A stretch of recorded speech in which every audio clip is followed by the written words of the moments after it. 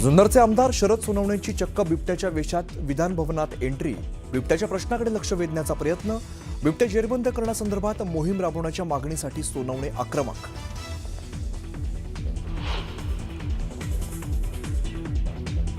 माझा मॉर्फ आणि खोटा व्हिडिओ दाखवून बदनामीचा प्रयत्न केल्याने अंबादास दानवेंना नोटीस पाठवली। अंबादास दानवेंविरोधात महेंद्र दळवी आक्रमक।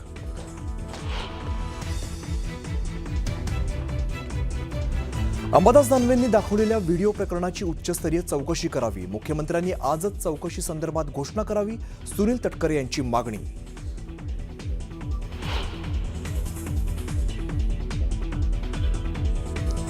अंबादास दानवेंनी ट्विट केलेल्या व्हिडिओवरून जुंपली। महापुरुषाची बदनामी कोण करतंय म्हणत तटकरेंचा दळवींना खोचक टोला, तर तटकरे राजकारणातील महान संत असल्याचं म्हणत दळवींचं प्रत्युत्तर।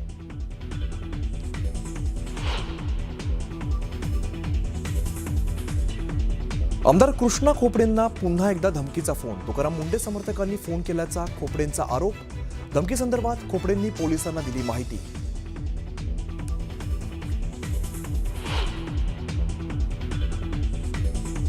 जन्मदात्या आईनेच 6 अपत्य विकल्याची धक्कादायक घटना त्र्यंबकेश्वरच्या बरड्याची वाडीतून समोर। हलाखीच्या परिस्थितीने पैशांसाठी 14 पैकी 6 मुलांना विकल्याची माहिती।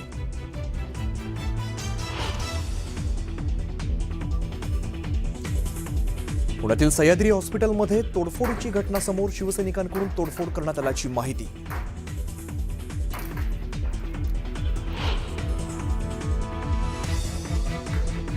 गडचिरोलीतील पोलीस महासंचालक रश्मी शुक्लांसमोर 11 माओवाद्यांचं आत्मसमर्पण। माओवाद्यांवरती होतं 82 लाखांचं बक्षीस। माओवादी संघटनेला मोठा हादरा।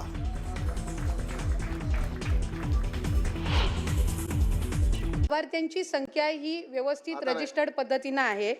दुसरी महत्त्वाची गोष्ट म्हणजे जी काही रिकव्हरीची प्रक्रिया आहे, ज्या सरकारी कर्मचाऱ्यांनी त्या ठिकाणी लाभ घेतलेला आहे, ती 2 महिन्याच्या आत पूर्ण केली जाईल।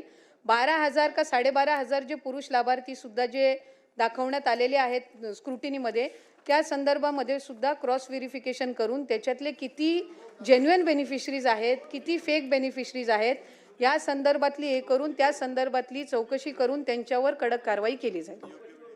महाराज, लाडकी बहीणची चर्चा काल कुठलंही कारण नसताना मुख्यमंत्र्यांनी या सभागृहात उपस्थित केली। आज योगायोगाने लक्षवेधी लागली। अध्यक्ष महाराज, माझा स्पेसिफिक प्रश्न अध्यक्ष महाराज, आणि ज्यांनी सुरू केलेली होती ते सभागृहात आहेतच, एकनाथ शिंदे साहेब। माझा प्रश्न एवढाच आहे की आपण जेव्हा योजना जाहीर केली त्यावेळेस आपण सांगितलं एवढे काही अर्ज भरले जातील त्या सगळ्या अर्जाला आम्ही 1500 रुपये लाडक्या बहिणीला आम्ही निधी उपलब्ध करून देऊ, असं आपण केलं। आम्हाला आनंद झाला, काही आम्हाला अडचण नाही। मग तुम्ही 2100 जाहीर केलं, त्याचाही आनंद झाला। पण माझा एक स्पेसिफिक प्रश्न असा आहे की निवडणुकीच्या ऐन तोंडावर तुम्ही ही ज्या पद्धतीची घोषणा केली, कुठलाही नियम न पाहता या पद्धतीनं जे काही आता याच्यामध्ये अफरातफर झाली असं तुम्हीच मान्य करताय। मग अफरातफर झाली, योजना तुम्ही सुरू केली, तर गुन्हे दाखल करायची जी भूमिका आहे ती त्या लोकांवर करायची की तुमच्यावर करायची, हा एक प्रश्न आहे। एक, तुम्ही 2100 करणार का? दुसरा प्रश्न, आणि तुमची ॲप आणि पोर्टल याच्यामध्ये हे आकडे फरक का दिसतात? म्हणजे ही योजना जशी ज्या उद्देशाने तुम्ही सुरू केली, जी गडबड तुम्ही लोकांनी केली, ती आता ॲप आणि पोर्टलमध्ये आपल्याला पाहायला मिळते आहे। मग या योजनेमधले लाभार्थी नेमके कोण आहेत ते पण कळायला पाहिजे। नाही, उत्तर द्या ना, देऊ द्या ना। या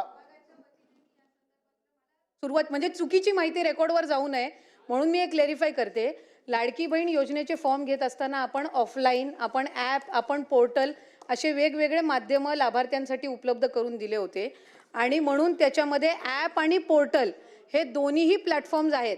आणि हे दोन्ही प्लॅटफॉर्म्स असताना जे ऑफलाईन फॉर्म पण जे अंगणवाडी सेविका असतील, आशा सेविका आहेत, तिथले ग्रामसेवक आहेत, वेगवेगळी जे सरकारी यंत्रणा आहे, यांना सुद्धा आपण तिथं लाभार्थ्यांना सोयीस्कर पडावं रजिस्ट्रेशनसाठी, त्या दृष्टिकोनातून आपण हे केलेलं आहे।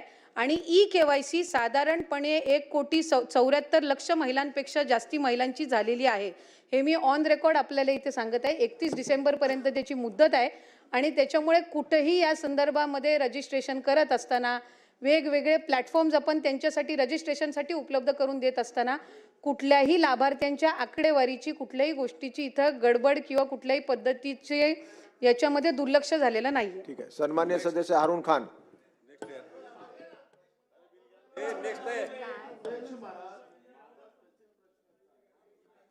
केलं अध्यक्ष महाराज त्यांनी आता मान्य प्रश्नाचं केलं. उत्तर दिलं ना. अध्यक्ष 10 महाराज मिनिटं त्यांनी झाले मान्य चालू आहे केलं. लक्षवेधी. 15 त्यांनी मिनिटं झाली. मान्य केलं.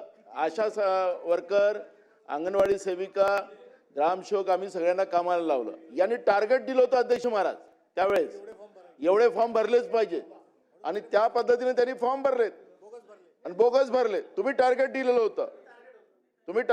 होतं आणि मग तुमचं आता टॅब आणि या दोन्ही त्याच्यात फरक जाणवत आहे.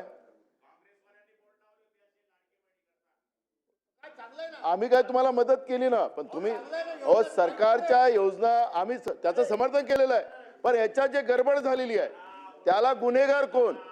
आखरी हे जनतेचे पैसे आहेत. तुम्ही मालक नाही आहात. जनतेच्या पैशाचा हिशोब द्यावा लागेल तुम्हाला.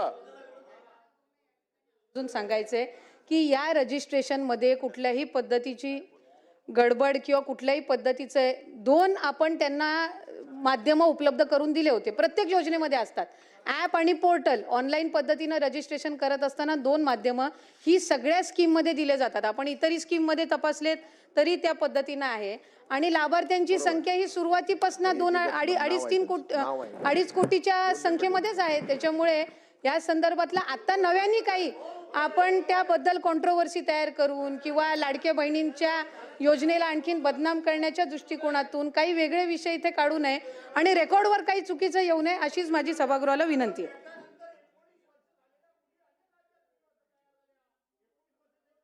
ती संख्या वाढायला पाहिजे, कमी कशी होते? याचा अर्थ फ्रॉड झालाय, गडबड झाले, भ्रष्टाचार झालाय, चुका झाल्या आहेत. राजकारणाकरता, सगळ्याकरता, मतांकरता महाराष्ट्र राज्य लुटण्याचं तुम्ही काम केलं आणि तुम्ही समाधानकारक उत्तर देत नाही म्हणून आम्ही तुमचा निषेध करतो. चला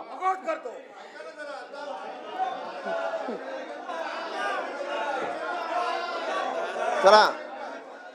अध्यक्ष नाना तुम्हाला ऐकायचंय ना. लक्षवेधी 7 आणि 8. एक मिनिट. लक्षवेधी अध्यक्ष 7 आणि 8 महोदय. पुढे ढकलण्यात येत आहे. अध्यक्ष महोदय नाना आता बसा. आपण विधेयक घेऊ. बिल थांबा अध्यक्ष.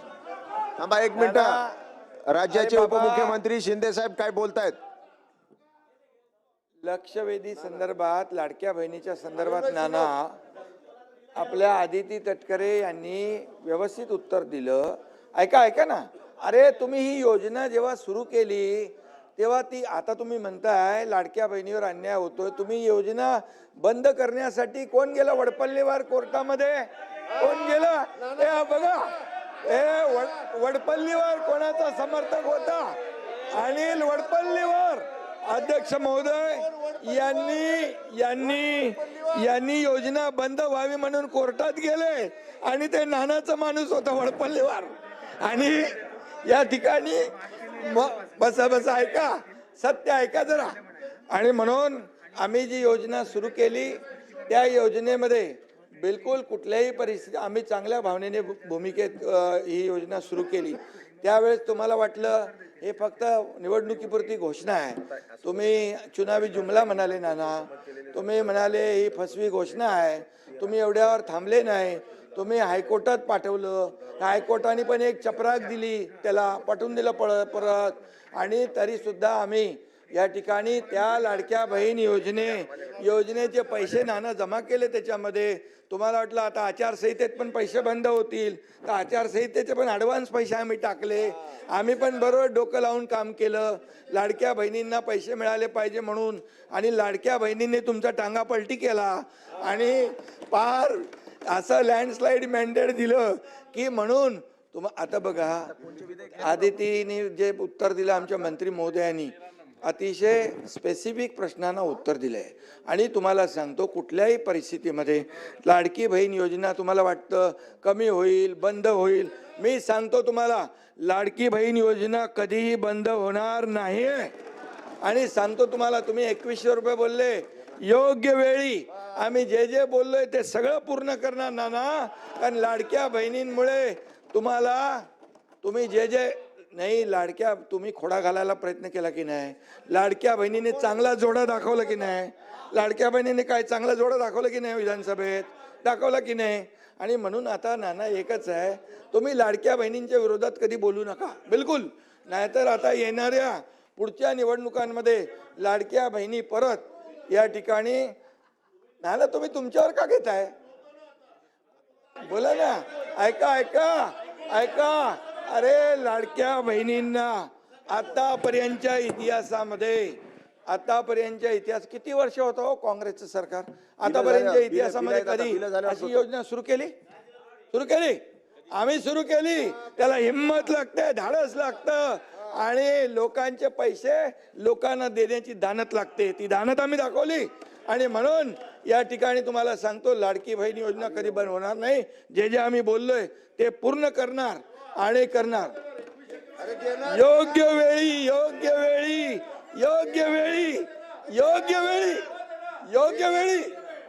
योग्य वेळी देणार. आता शासकीय विधेयके सुरू करावी. शासकीय विधेयके विधान परिषदेने संमत केल्याप्रमाणे खंडशः विचार व संमत करणे. सन 2025 चे विधान परिषद विधेयक क्रमांक 13. महोदय, विधान परिषदेने संमत केलेले सन 2025 चे विधान परिषद विधेयक 13 महाराष्ट्र ग्रामपंचायत आणि महाराष्ट्र जिल्हा परिषद पंचायत समिती सुधारणा विधेयक 2025 मी आपल्या अनुमतीने मांडतो. विधेयक मांडण्यात आले.